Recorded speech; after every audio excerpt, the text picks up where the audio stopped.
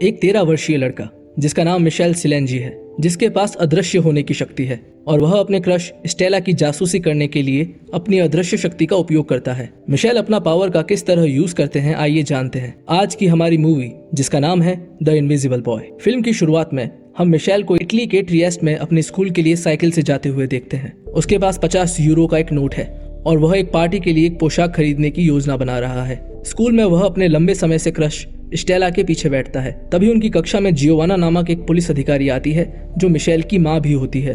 वह वहाँ एक छात्र के लापता होने के बारे में पूछताछ करने के लिए आती है। जियोवाना ने कक्षा के स्टूडेंट से अनुरोध किया है कि अगर वे लापता छात्र के बारे में कुछ जानते हैं तो पुलिस को सूचित करें। फिर उसके जाने के बाद मिशेल की नाक से खून बहने लगता है और इसलिए वह बाथरूम की ओर भागता है। कुछ गुंडे जो लंबे समय से उनको परेशान कर रहे थे उन्हें उनके सारे पैसे ले लेने की धमकी देते हैं और वह इस घटना से निराश होकर घर वापस चला जाता है। वह अपने द्वारा बचाए गए कुछ पैसे निकालता है और उस पैसे से एक कॉस्ट्यूम खरीदने का फैसला करता है।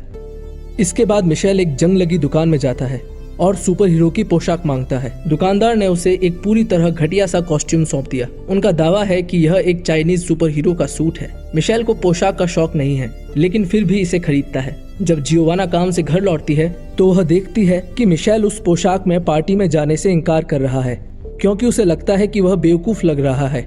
जियोवाना उसे कहती है कि वह अच्छा दिखता है और उसे पार्टी में भेजती है। वहाँ मिशेल खुद का आनंद लेता है और यहाँ तक कि अपने क्रश स्टेला से भी बात करता है। लेकिन फिर उसके गुंडे स्टेला का सड़क पर चलते हुए एक वीडियो चलाते हैं। उनका दावा है कि वीडियो मिशेल के फोन पर पाया गया था और वह स्टेला का पीछा कर रहा था। फिर मिशेल शर्मिंदा होकर बाथरूम में भाग जाता है और खुद को बंद कर लेता है। उसके सभी सहपाठियों ने बाहर से दरवाजा खटखटाया और उसे दरवाजा खोलने के लिए कहा। मिशेल निराश है और रोशनी बुझने से ठीक पहले अदृश्य होना चाहता है। अगले सीन में वह बाथरूम की खिड़की से कूदकर घर की ओर जाते दिख रहे हैं। अगली सुबह मिशेल जाग गया क्योंकि कुत्ता उस पर भौंक रहा था। उसने उस पर ज्यादा ध्यान नहीं दिया और अपने दांत ब्रश करने के लिए बाथरूम में चला गया। जब उसने आईने में देखा तो केवल उसकी पोशाक और ब्रश को देखकर चौंक गया। उसका शरीर आईने में अदृश्य है। मिशेल बाहर भागता है और अपनी ड्रेस उतार दी। तभी उसकी मां अंदर आती है और लड़के को पूरी तरह से नजरअंदाज कर देती है, जिससे साबित होता है कि मिशेल ही खुद को देख सकता है। फिर मिशेल ने जल्दी से कागज के टुकड़े पर लिखा कि वह जल्दी स्कूल गया था और उसे बिस्तर पर रख दिया। जियोवाना इसे पढ़ती है और मामले को इनकार कर देती है। कमरे से बाहर निकलने के बाद उसने मिशेल को फोन किया। मिशेल ने उसे उठाया और कहा कि वह ठीक है। वह इस उलझन में कि उसे आगे क्या करना चाहिए। वह एक लंबी बाजू का सूट पहनता है और अपने शरीर के हर अंग को ढकने के बाद वह स्कूल जाता है और स्टेला को दूर से देखता है। जब मिशेल ने उसके धमकाने को नोटिस किया और उसे इतना परेशान करने के लिए उसे सबक सिखाने की योजना बनाई। फिर वह अपने कपड़े उतारता है और स्कूल के अंदर नग्न और अदृश्य होकर चलता है। कक्षा के दौरान वह बदमाशी की पेंटबॉल गन उठाता है और शिक्षक पर इसका इस्तेमाल करता है, जिससे शिक्षक धमकाने को निलंबित कर देता है। फिर मिशेल लड़की के चेंजिंग रूम में जाता है और उन्हें कपड़े उतारते हुए देखता है। अचानक एक तौलिया उनके ऊपर गिरता है, जिससे उसका फिगर सभी के लिए स्पष्ट हो जाता है। उस समय उसकी शक्तियां फीकी पड़ने लगी, जिससे वह फिर से दिखाई देने लगा। मिशेल को तौलिए के नीचे नंगा देखकर लड़कियां चीख पड़ी। अगले दिन मिशेल अपनी कक्षा में था जहां बेसिली नामक एक मनोवैज्ञानिक किशोरों को मानसिक स्वास्थ्य पर व्याख्यान दे रहा था। पिछले महीने मिशेल के 2 सहपाठी घर से भाग गए थे, इसलिए उन्हें लगता है कि यह समझाना महत्वपूर्ण है कि किशोर कैसे सोचते हैं। जैसे ही मिशेल ने व्याख्यान सुना उसके हाथ चमकने लगे और अचानक वे गायब हो गए। सौभाग्य से पाठ्यक्रम खत्म हो गया और इससे पहले कि कोई उसे देख पाता वह भाग जाता है। वह अपने शरीर के सभी हिस्सों को ढककर घर चला जाता है, लेकिन अपनी छोटी बहन कैंडेला को अपने कमरे में देखता है। मिशेल ने उसे दीवार के सामने नीचे जाने के लिए कहा। कैंडेला ने संदेह से दरवाजा खोला और बंद कर दिया ताकि ऐसा लगे कि वह चली गई है। मिशेल चेक करने के लिए नहीं मुड़ता और कपड़े उतारता है। जब वह मुड़ा तो कैंडेला डर के मारे चिल्लाती है क्योंकि उसने देखा कि उसका भाई अदृश्य हो जाता है। मिशेल उसे शांत करता है और उसे बताता है कि उसकी पोशाक ने उसे सुपर पावर दिया है। इस बीच पुलिस स्टेशन में मनोचिकित्सक बेसिली जियोवाना के साथ मिलकर लापता बच्चों की जांच करने का काम करती है। जियोवाना का दावा है कि बच्चों का अपहरण किया जा सकता है, लेकिन बेसिली का तर्क है कि वे सिर्फ विद्रोही हो रहे हैं जो उनकी उम्र के लिए सामान्य है। जब जियोवाना घर लौटती है तब भी मिशेल अदृश्य था। जियोवाना फोन पर किसी से बात करती है, जिससे पता चलता है कि मिशेल को गोद लिया गया है। फिर हैरान और घायल मिशेल घर से बाहर निकलकर पास के झूले में चला जाता है। जब वह झूला झूल रहा होता है तब स्टेला वहां पहुंचती है और सोचती है कि मिशेल एक भूत है। वह डरी हुई नहीं लगती और इसके बजाय उसे अपना दोस्त बनने के लिए कहती है। वह उसके साथ संवाद करने के लिए रेत पर एक मुस्कुराता हुआ चेहरा बनाता है और दोनों फिर से मिलने का फैसला करते हैं। स्टेला के जाने के बाद मिशेल पास के एक आदमी को देखता है जो उसे घूर रहा है। भले ही वह अदृश्य हो। वह आदमी लाठी लेकर चलता है और बताता है कि वह अंधा है। रात में मिशेल स्टेला के घर जाता है। स्टेला एक अदृश्य दोस्त पाकर खुश है। दोनों किस करते हैं, लेकिन उसी क्षण मिशेल की ताकत फीकी पड़ने लगती है और स्टेला का चेहरा देखने से पहले वह भाग जाता है। नेक्स्ट, स्टेला अपनी जिम्नास्टिक क्लास में अकेली थी। तब एक सुई ने उसकी पीठ पर वार करती है। इससे वह बेहोश हो जाती है। कहीं और मिशेल स्टेला को बताने का फैसला करता है कि वह अदृश्य लड़का है और वह अपने कुत्ते के साथ जिम्नास्टिक क्लास में जाते हैं। जब वह क्लास में पहुंचता है तो उसने देखा कि एक मास्क पहने हुए आदमी स्टेला को पकड़े हुए है। मिशेल आदमी पर हमला करता है और कुत्ता उसका हाथ काटता है, लेकिन आदमी लड़की को लेकर भागने में सफल हो जाता है। इसके बाद पुलिस वहां पहुंच जाती है। उनका मानना है कि लापता बच्चे भाग नहीं रहे हैं बल्कि अपहरण किए जा रहे हैं। दूसरी ओर स्टेला एक अजीब स्थिति में जागती है और उसका सिर कई वायर्स से बंधा होता है। वहाँ साइकेट्रिस्ट बेसिली उससे पूछताछ कर रही है। पता चला कि उसने ही बच्चों का अपहरण किया था। वे लड़की पर कुछ परीक्षण चलाते हैं और उसे एक सेल में भेजते हैं। उसके पहले गायब हुए उसके 2 दोस्त भी वहाँ थे। अगले दिन जब मिशेल पास के समुद्र तट पर अकेला था, तब अचानक पिछले दिन का अंधा व्यक्ति उसके सामने प्रकट होता है और मिशेल के सभी सवालों के जवाब देने से पहले वह आदमी जवाब देता है। यह ऐसा है जैसे वह मन पढ़ सकता है।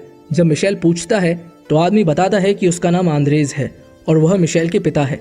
मिशेल ने आंद्रेज पर विश्वास नहीं किया और उस पर झूठ बोलने का आरोप लगाया। आंद्रेज फिर अपनी कहानी बताना शुरू करते हैं। वह रूस के एक छोटे से शहर का एक साधारण आदमी था, जब तक कि शहर में एक भयानक परमाणु विस्फोट नहीं हुआ। विकिरण ने कई लोगों को मार डाला और दूसरों को स्थायी रूप से बदल दिया।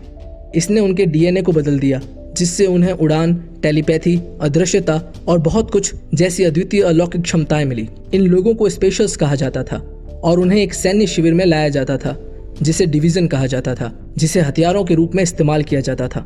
डिवीजन ने उनकी क्षमताओं को पूरी इस्तेमाल किया। स्पेशल्स ने जितनी अधिक शक्ति का उपयोग किया, वे उतने ही कमजोर होते गए। एक और साइड इफेक्ट यह था कि आंद्रेज और मिशेल की मां को छोड़कर हर कोई बांझ था, इसलिए एक नए स्पेशल जुटाना असंभव था। दोनों ने पहले स्पेशल चाइल्ड मिशेल को जन्म दिया, लेकिन जैसे ही वह पैदा हुआ वे उसे ले गए। इसलिए माता पिता ने मिशेल के साथ भागने का फैसला किया और यह सफल रहा। लेकिन डिवीजन के लोग पीछे हटने वाले नहीं थे। उन्होंने बच्चे को वापस लाने के लिए कपल का पीछा किया। मिशेल के पिता में लोगों के मन को पढ़ने की शक्ति थी और उनकी मां में अदृश्य होने की शक्ति थी। आंद्रेज मिशेल के साथ भागने में सफल रहे, लेकिन उसकी पत्नी को डिवीजन द्वारा मार दिया जाता है। आंद्रेज जानता था कि मिशेल उसके साथ सुरक्षित नहीं है, इसलिए वह उसके दिमाग को पढ़ने और पुष्ट करने के बाद कि वह एक अच्छी इंसान है, उसे जियोवाना के दरवाजे के सामने रख दिया। लेकिन अब डिवीजन के लोगों को पता चला है कि विशेष बच्चा शहर में रहता है, इसलिए वे बच्चों का अपहरण करते हैं। यह देखने के लिए उनका परीक्षण करते हैं कि क्या वे स्पेशल हैं या नहीं।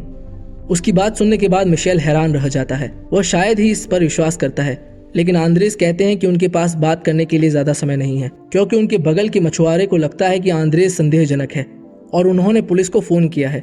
आंद्रेज मिशेल को एक ऐसा सूट देते हैं जो उनके शरीर के साथ अदृश्य हो जाता है। फिर उसने मछुआरे की याददाश्त मिटा दी और चला गया। पुलिस कुछ ही देर में वहां पर बेसिली के साथ पहुंच जाती है। जियोवाना ने उसे बताया कि मिशेल एक गोद लिया हुआ बच्चा है, जिसे बेसिली को विश्वास हो गया कि वह स्पेशल किड हो सकता है। वह मिशेल को घर ले जाने की पेशकश करता है। जब वे घर पहुंचते हैं तो मिशेल ने बेसिली के हाथ की चोट को नोटिस किया, जो ठीक उसी जगह पर है जहां उसके कुत्ते ने स्टेला के किडनैपर को काटा था। वह उस आदमी को शक की नजर से देखता है और भागने की कोशिश करता है। यह पता चलता है कि बेसिली ने सभी दरवाजे बंद कर दिए हैं और उसका अपहरण करने की योजना बना रहा है। मिशेल एक कमरे में भाग जाता है और अदृश्य होकर अपने कपड़े उतार देता है। वह भागने में सफल हो जाता है, जबकि बेसिली उसका पीछा करता है। जब वे सड़कों पर होते हैं तो मिशेल अपने धमकाने वाले इवान को अपनी बाइक पर देखता है। वह उसके पीछे बैठता है और उसे जल्दी से दूर जाने के लिए कहता है। जब वे सुरक्षित स्थान में पहुंचते हैं तो मिशेल खुद को इवान के सामने प्रकट करता है और उसे अपने सहपाठियों के अपहरण के बारे में बताता है। इस बीच स्टेला और उसके दोस्त छत पर वेंटिलेशन सिस्टम देखते हैं और वे एक दूसरे के ऊपर चढ़ते हैं और स्टेला बाहर निकल जाता है। गार्ड्स से छिपते हुए वह एक टावर पर चढ़ जाती है और एक सर्चिंग लाइट तक पहुंचती है। यह विश्वास करते हुए कि उसका अदृश्य मित्र उसे ढूंढ रहा है, वह लाइट को देखकर मुस्कुराती है और उसे आकाश में चमका देती है। मिशेल मुस्कुराते हुए चेहरे को देखता है और महसूस करता है कि स्टेला उन्हें इशारा करने की कोशिश कर रही है। वह और इवान लाइट को फॉलो करते हैं, लेकिन जैसे ही वे वहां पहुंचते हैं स्टेला को गार्ड द्वारा पकड़ लिया जाता है। फिर इवान अपनी पेंटबॉल गन का उपयोग करके बिजली को खराब कर देता है और अदृश्य मिशेल अंदर जाता है। वह बेसिली और उसके आदमियों को जियोवाना और आंद्रेस की निगरानी करते हुए देखता है, जिन्होंने मिशेल की तलाश के लिए हाथ मिलाया है। वह फिर अंदर जाता है और एक गार्ड को बाहर निकाल देता है अपनी बंदूक का इस्तेमाल करते हुए। वह दूसरे गार्ड को सेल खोलने की धमकी देता है जहाँ स्टेला और अन्य फंस गए हैं। उन्हें बाहर निकालने और गार्ड को अंदर बंद करने के बाद मिशेल ने खुद को अपने दोस्तों के सामने प्रकट किया, जो सभी हैरान थे। लड़के भागना चाहते थे, लेकिन स्टेला जोर देकर कहती है कि वे एक बूढ़े आदमी को बचाते हैं जिसे उसने दूसरे कमरे में बंद देखा था। वह और मिशेल आदमी को बचाने के लिए जाते हैं, लेकिन स्टेला इसके बजाय उसे बुरे आदमी के पास ले जाती है और मिशेल पर बंदूक तानती है। वह अचानक बेहोश हो जाता है और उसके पीछे बूढ़ा बात करना शुरू कर देता है। यह पता चला कि उसके पास दिमाग को कंट्रोल करने की पावर है। वह मिशेल को यहाँ लाने के लिए बेसिली और स्टेला को कंट्रोल कर रहा है। फिर उसने एक सबमरीन गिरा दी और उसमें मिशेल और स्टेला को डाल दिया। तभी आंद्रेस और जियोवाना उस जगह पहुंचते हैं और इवान से मिलते हैं। बिल्डिंग को कुछ ही सेकंड में विस्फोट करने के लिए सेट किया गया है। वे जल्दी से दोनों अपहृत बच्चों और बेसिली को अंदर से बचा लेते हैं। आंद्रेस ने बेसिली के दिमाग को पढ़ा और महसूस किया कि कोई उसे नियंत्रित कर रहा था। वे जल्दी से इमारत से बाहर निकल गए और कुछ ही देर में बिल्डिंग के टुकड़े टुकड़े हो गए। इसके बाद पनडुब्बी में मिशेल ने अपनी टेलीकिनेस पावर की खोज की जगह को ट्रैशिंग करना शुरू कर दिया। अपनी शक्तियों का उपयोग करते हुए वह लोगों को मारने और खुद को और स्टेला को बचाने में कामयाब रहा। वे आखिरकार किनारे पर पहुंच गए, जहां कई लोग उनका इंतजार कर रहे थे। अपनी शक्ति का प्रदर्शन करते हुए मिशेल उनके लिए अदृश्य हो गया। आंद्रेस माइकल से कहते हैं कि उन्हें सभी की यादों को मिटाना होगा, क्योंकि डिवीजन उन्हें फिर से ढूंढता हुआ आएगा। और फिर मिशेल आखिरी बार स्टेला को चूमता है। आंद्रेस मिशेल से कहते हैं कि वह वापस आएंगे और सभी की यादों को मिटाकर चले जाएंगे। इसके बाद लोग अपनी सामान्य जिंदगी में चले जाते हैं और फिर दृश्य रूस में कहीं कट जाता है। मिशेल की माँ, जिसे मृत मान लिया गया है, वे केवल एनकाउंटर में घायल हो गई थी। उसने तब डिवीजन को हराया था, अब इस पर शासन कर रही है। वास्तव में वह थी जिसने इन लोगों को मिशेल को वापस लाने के लिए भेजा था। वह महिला अब उन सभी नॉर्मल लोगों के खिलाफ है जो उन्हें राक्षस की तरह देखते हैं। अंत में एक गार्ड ने उसे सूचित किया कि हालांकि उन्होंने मिशेल को खो दिया है, लेकिन उन्होंने उसकी जुड़वा बहन नताशा को ढूंढ लिया है। फिर पास्ट की एक क्लिप हमें दिखाती है कि उस दिन आंद्रेस 2 बच्चों के साथ भाग गए थे। फिल्म यहाँ पर समाप्त हो जाती है। तब गार्ड मिशेल की माँ को बताता है कि नताशा मोरोको में कहीं है और एक सीक्वल पर इशारा करता है।